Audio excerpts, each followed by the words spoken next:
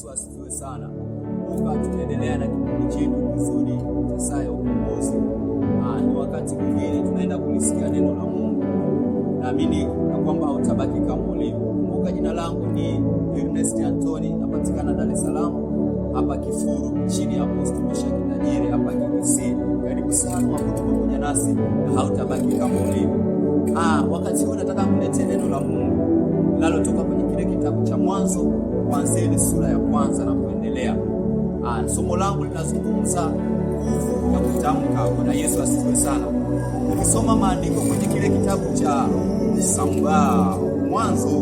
Mwanzo sura ya kwanza na ule mstari wa kwanza.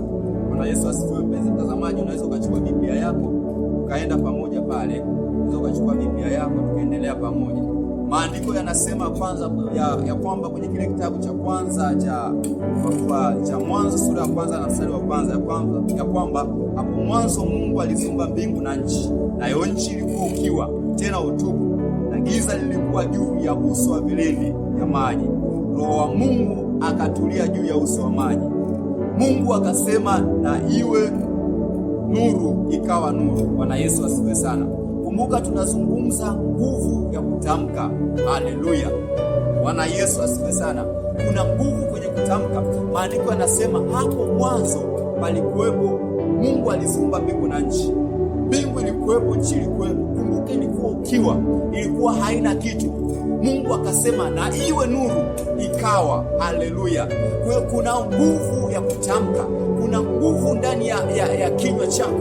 Maandiko yanasema kwenye Yohana sura ya kwanza ule mstari wa 12 ya kwamba wote waliompokea amewapa uwezo wa kufanyika watoto wa Mungu. Wewe uliompokea Mungu, uliompokea Yesu Kristo, umepewa uwezo wa kufanyika mtoto wa Mungu. Maana yake unayo nguvu ya kutamka. Chochote unachokitamka kitakuwa. Chochote unachokinena kinakuwa. Chochote kile unachokitamka kinakuwa. Ukitamka baraka inakuwa. Ukitamka laana inakuwa. Kuna nguvu kwenye kutamka. Ni nini unatamka kwenye maisha yako? Ni nini unatamka juu ya huduma yako? Ni nini unatamka kwenye kila jambo lako? Haleluya. Wewe unaonitazama saa hii, tamka mema kwenye maisha yako. Tamka mema kwenye familia yako. Unapotamka mema yanatokea. Maana maandiko yanasema hapo mwanzo palikuwepo na neno. Haleluya. Wewe unalo neno. Unapotamka neno kuna jambo jipya linatokea. Unapotamka neno kuna mambo mapya yanabadilika. Na wakati huu nataka uinue imani yako. Uanze kubadilisha mtazamo wako. Uanze kutamka mambo makubwa. Uanze kutamka mambo mazuri kwenye maisha yako, kwenye huduma yako, kwenye kila jambo, na hayo mambo yatatokea. Kwa nini? Sisi tumefanyika watoto wa Mungu. Tunao uwezo wa kutamka, na tunapotamka mambo makubwa yanatokea. Na kutabiria majira haya, tamka baraka kwenye maisha yako itatokea. Unapotamka mambo makubwa yanatokea. Unapotamka uzima unatokea. Kile unachokusudia ndicho kinachokuwa. Kwa nini? Mungu ameweka mamlaka ndani yako, na hiyo nguvu iko ndani yako. Unapotamka inakuwa. Bwana Yesu asifiwe sana. Usiku wa leo na wakati kama huu, kumbuka tunazungumzia nguvu ya kutamka, nguvu ya mwanzo. Kuna nguvu kwenye kuumba, kuna nguvu kwenye kinywa chako, kuna uwezo. Kumbuka maandiko yanasema ninyi ni miungu midogo na wana walio juu. Wewe una nguvu ya Mungu, una nguvu ya uumbaji ndani yako. Mungu alipokuokoa aliwekeza mbegu, aliwekeza uwezo. Unapotamka kuna mambo makubwa yanatokea kwenye maisha yako. Na usiku wa leo tamka baraka, tamka amani, utashangaa mabadiliko yanatokea. Vile unavyotamka kuna jambo jipya linazaliwa kwako kwa jina la Yesu Kristo. Tamka baraka, tamka mema kwenye familia yako, tamka kwenye kila jambo, na utaona mabadiliko yakitokea kwa jina la Yesu Kristo aliye hai. Nataka niombe pamoja na wewe. Wewe ambaye ulikuwa una imani, hauna imani, una mashaka na imani yako. Una mashaka kwamba mimi nikitamka jambo haliwezi kutokea, mpaka mchungaji fulani anitamkie, mpaka fulani atamke. Hata wewe Mungu amewekeza nguvu ndani yako. Mungu amewekeza mbegu ndani yako. Usiku wa leo na majira kama haya, wacha tuombe pamoja na wewe. Ile nguvu iliyoko ndani yako uinue na uanze kutamka, uanze kunena mambo makubwa, na nakuhakikishia kwa jina la Yesu Kristo aliye hai, yanaenda kutokea kwenye maisha yako, yanaenda kutokea kwenye huduma yako, yanaenda kutokea mahali popote pale unapotamka kwa jina la Yesu Kristo aliye hai.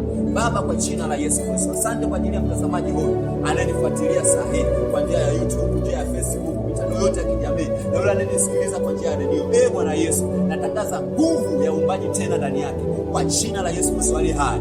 Inua imani yake katika jina la Yesu. ukampe neema, ukampe hatua nyingine, ukampe nafasi nyingine katika jina la Yesu Kristo. Anapotamka mambo makubwa yakatokee, anapotamka baraka zikatokee, anaponena makubwa yakatokee kwa jina la Yesu Kristo aliye hai. Asibaki kama alivyo. Natangaza ukombozi juu yake, natangaza kufunguliwa juu yake kwa jina la Yesu Kristo aliye hai. Kipindi hiki cha ukombozi kikafungue katika jina la Yesu Kristo, akawe huru mbali na magonjwa katika jina la Yesu Kristo. Baba, asante kwa sababu imekuwa ukiwa utukufu wote na heshima zote kwa jina la Yesu Kristo. Asante Yesu, pokea heshima zote katika jina la Mungu Baba, Mwana na Roho Mtakatifu.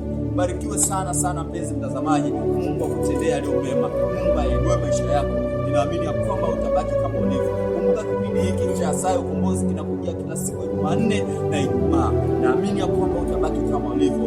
Wala tu watu wengine na kila mmoja kile ifikapo Ijumaa na Jumanne, naamini ya kwamba Mungu atakufungua na atakuweka huru. Kumbuka ni mimi mtumishi wako Ernest Anthony, napatikana Dar es Salaam hapa Kifuru DC. Karibu sana pamoja nasi na Mungu atakuponya au utabaki kama ulivyo. Shalom.